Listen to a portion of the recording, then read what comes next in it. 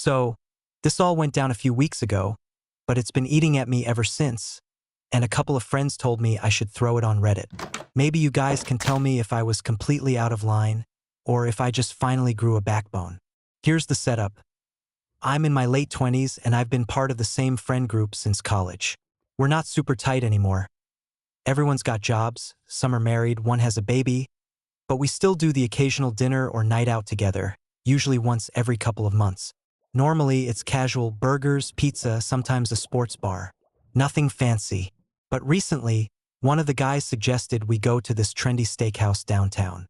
Now, I don't usually go to places like that unless it's a special occasion. I make okay money, but I'm not exactly throwing cash around. Still, I thought, hey, it'll be fun to catch up. When we got there, the place was fancy. Dim lighting, the kind where you can barely read the menu. Waiters in crisp white shirts. A wine list that looked like a novel. I immediately felt out of my depth, but I figured I'd just order something modest, enjoy the night, and leave without too much damage to my wallet. Then it started. One by one, my friends were ordering the most expensive things on the menu.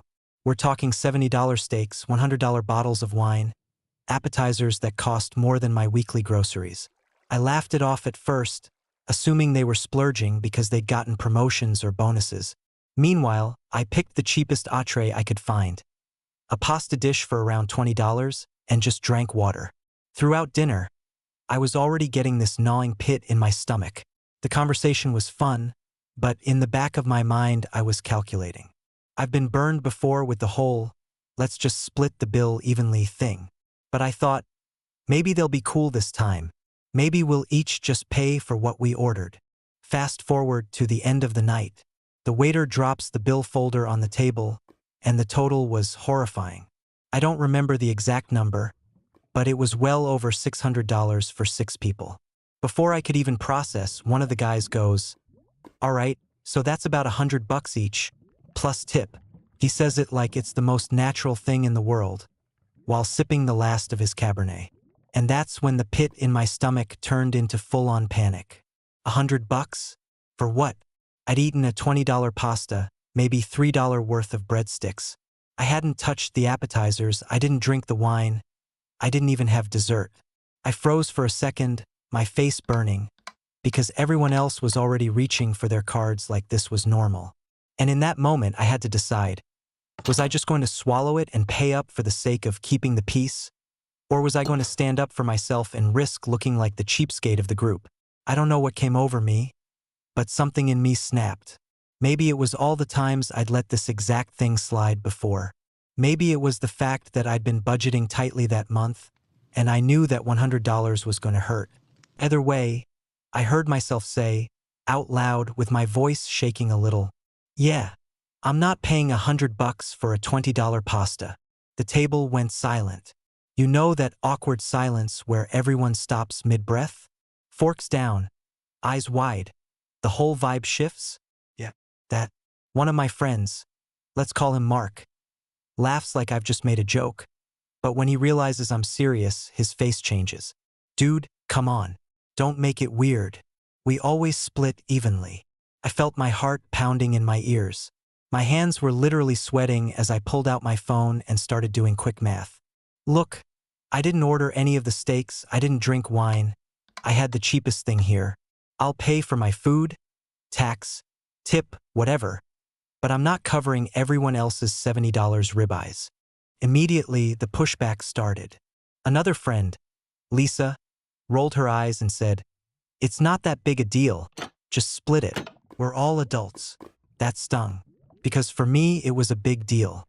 I couldn't just shrug off an extra $80 like pocket change. I doubled down. "I'm sorry, but no. I'm paying my share and that's it."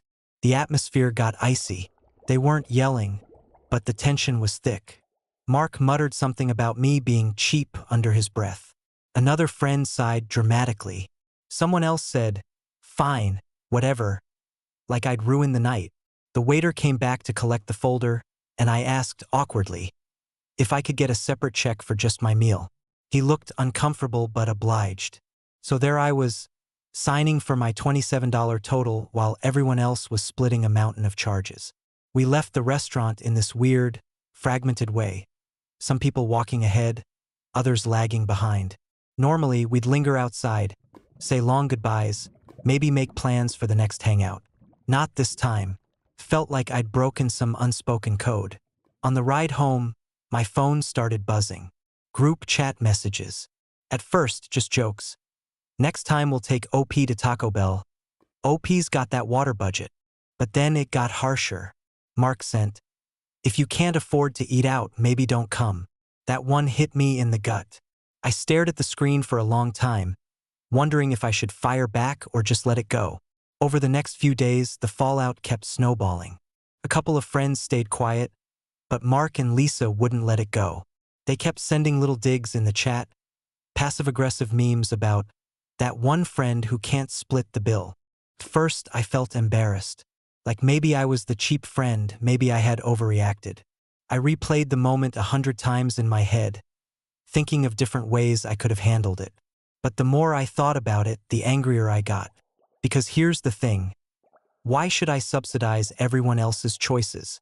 Why is it on me to make their expensive night out affordable? If we were all ordering roughly the same, fine, but this was completely lopsided.